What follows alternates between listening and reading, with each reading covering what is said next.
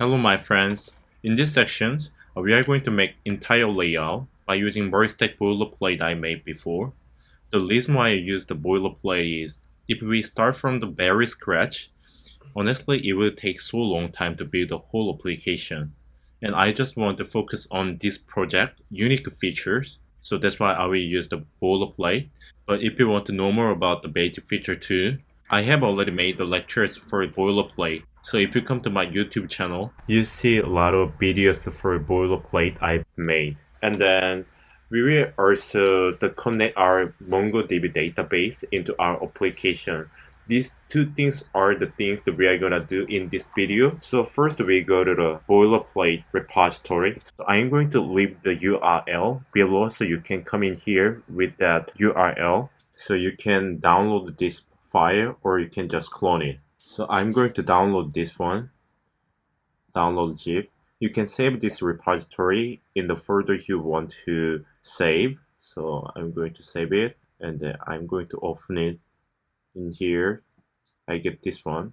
This name will be boilerplate Merstack master. So first you can change the name. So for me, I'm going to say React YouTube app. And then I'm going to turn on the editors. I really like the Visual Studio Code. And then I drag the file I downloaded inside the editor. And then I make it bigger to let you see more easily. There are some processes we need to do to run these applications. So first we need to do npm install. The reason why we need to do npm install is if we see in here package.json, there are some dependencies we already downloaded in the server part. So to download these dependencies, that we need to do npm install. So click it.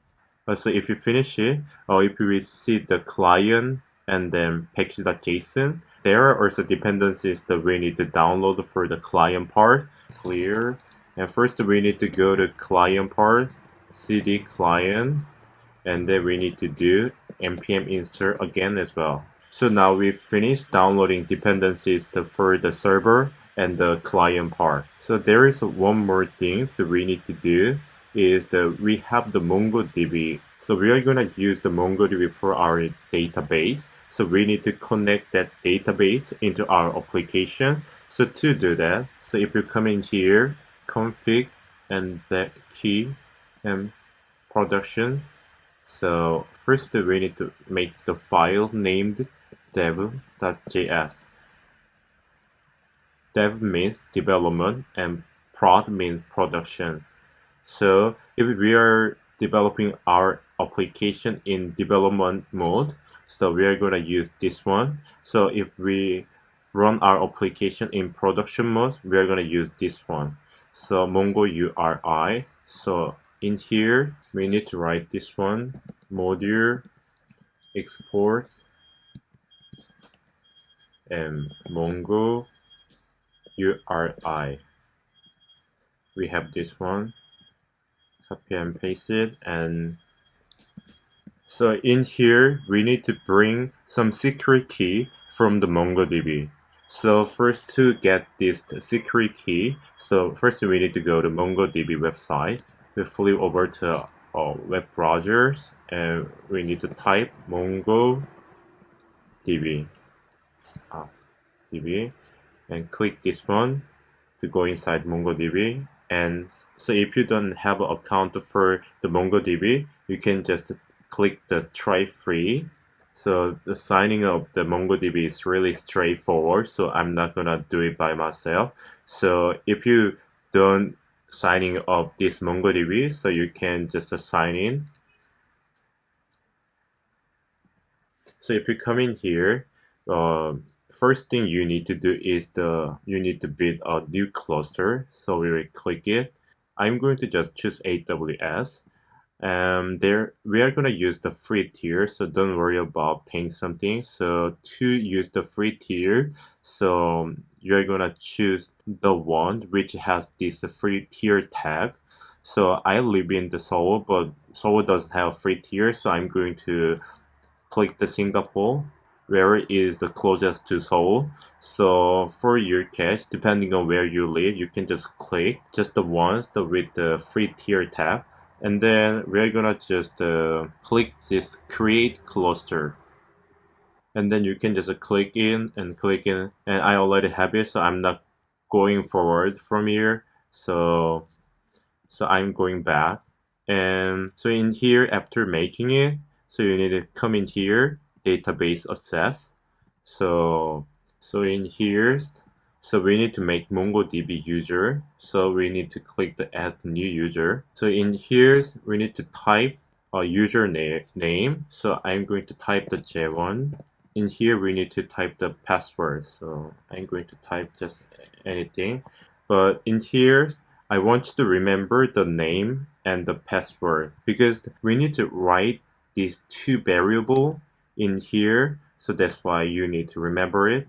And then after typing these two, so we can just click the add user. I already have this name, so I type in like this, add user. So after making our MongoDB user here, so we click the cluster. So now we need to click this connect button, and then in here we can click connect your application, this one, and in here we need to copy this one. So we copy it, and then we just need to paste it in here. So if you see in here, you can see the username and the password. So in here, so you can just put the username you just made and then the password. So for me, J1 on and for password, 1, 2, 3, 4, 5, 6, 7. And then you can just save it. So now we did everything for running this Merstack application. Now we are going to run this application by typing. First, we need to go back to our server directory. To do that, cd ... and then in here we can just type npm run dev. So if you have this kind of error, address already in use the 5000, that means the other server already is running on the 5000 port. So because we are using the 5000 port for the server, if you see in here, and then if we go down, so our application is listening to 5000 port in the development mode. So we are going to first kill that server that is running 5000 by typing pkill and node, and then we are going to type npm run dev again to run our application. So this is our starter point for our YouTube clone. So if I first briefly explain about this starter point, so we already have a sign up feature and then sign in feature.